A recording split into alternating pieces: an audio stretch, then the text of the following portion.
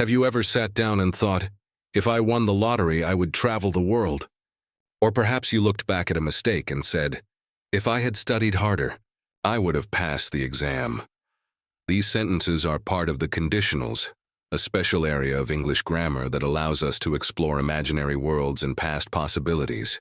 Today, we are going to master the second and third conditionals, so you can express your dreams and your reflections with perfect accuracy.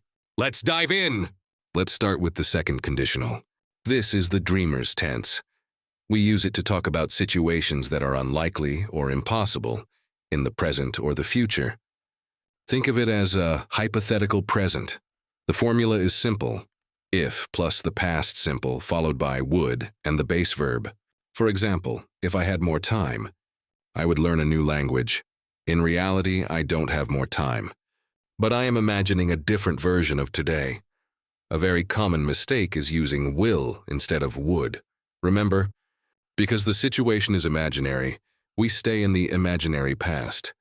Even the verb to be has a special rule here. In formal English, we say, if I were you instead of if I was you.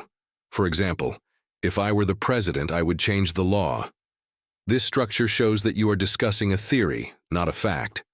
It adds a touch of sophistication to your speech. Now let's travel back in time with the third conditional. This is the reflective tense. We use it to talk about a past that did not happen. It is the language of regret, relief, or historical analysis. The formula is a bit longer. If plus the past perfect followed by would have and the past participle. For example, if I had taken that job, I would have moved to New York. This means I did not take the job.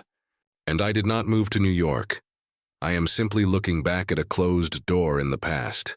The third conditional is perfect for analyzing mistakes or celebrating lucky escapes. If you forgot your umbrella and got wet, you might say, if I had checked the weather report, I wouldn't have forgotten my umbrella. Notice how we use had and would have together to create a bridge between two past events that never occurred. Mastering this shows that you can handle complex logic and time frames in English. You might be wondering, when do I use which one? Think of it this way. The second conditional is for things that could happen but probably won't. The third conditional is for things that cannot happen because the time has already passed. One is about your future dreams. The other is about your past choices. Let's look at how we can use these in a professional setting. In a business meeting, you might use the second conditional to explore new ideas. If we increased our budget, we would reach more customers. It sounds polite and theoretical. But if you are discussing a project that already finished, you might use the third conditional. If we had launched the product earlier, we would have seen better results. This helps the team learn from the past without sounding like you are blaming someone. There is also a shortcut you should know. In casual conversation, native speakers often contract would have to would've or even woulda. While you shouldn't write this in a formal report, hearing it and using it in speech will make you sound much more natural. However, always be careful to keep the had in the first part of the sentence. If I'd known is the short version of if I had known.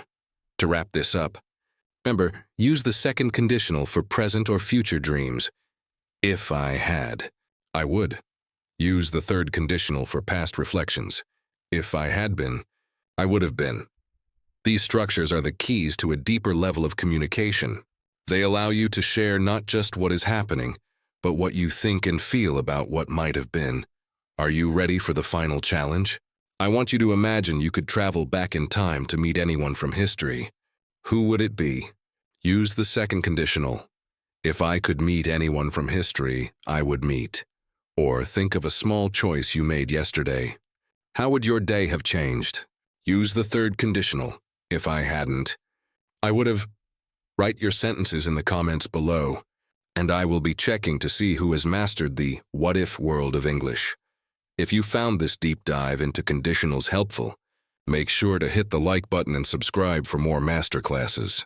Thank you for watching, and I will see you in the next lesson.